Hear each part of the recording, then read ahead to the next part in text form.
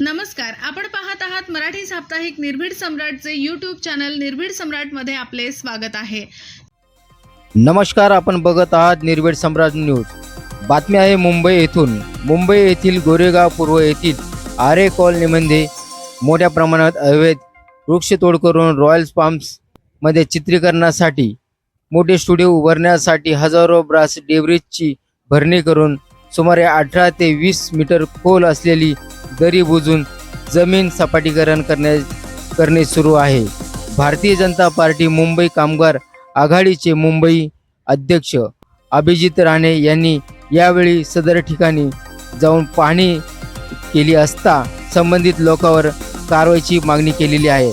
या संदर्भातील सविस्तर वृत्तांत सिद्धार्थ काळे यांचे पुढील प्रमाणे। सर, आपलं काय सांगणार आहे? आज आपण या ठिकाणी आलाय। या ठिकाणी मी कलेक्टर ऑफिसचे तलाठी आरे यांच्याबरोबर स्थळ पाहणी करण्याकरता आलेलो आहे। या रॉयल पाम परिसरामध्ये हजारो टन डेब्रिज भरणी आणि इलिगल ॲक्टिव्हिटीज होत आहेत आणि एक क्रुसेडर ॲक्टिव्हिस्ट म्हणून माझं कर्तव्य आहे की समाजामध्ये अशा चुकीच्या गोष्टी होत आहेत त्या सरकार समोर आणणं, सरकार समोर मांडणं। आणि हे ग्रीन झोन आहे। या ग्रीन झोन मध्ये मोठमोठे स्टुडिओज, इलिगल स्ट्रक्चर्स उभे केलेले आहेत। टेम्पररी स्ट्रक्चर्सच्या नावाखाली 6 महिन्याची तुम्हाला टेम्पररी स्ट्रक्चरची परवानगी मिळते। नंतर आपण न्यायालयात जाता आणि न्यायालयामध्ये ते प्रकरण प्रलंबित राहतं।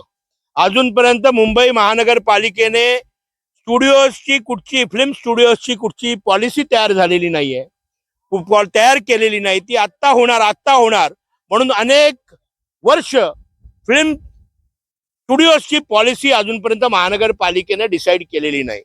मी देखील जी कोर्टामध्ये केस आहे त्या केसमध्ये धडक कामगार युनियन म्हणून एक पार्टी देखील आहे। आपण कामगारांच्या हक्कासाठी लढतो, कामगारांच्या प्रोटेक्शनसाठी लढतो आणि लढत राहणार। या ठिकाणी ही जी काही इलिगल ॲक्टिव्हिटी आहे ही सरकार ती दरबारी त्याची नोंद झाली पाहिजे।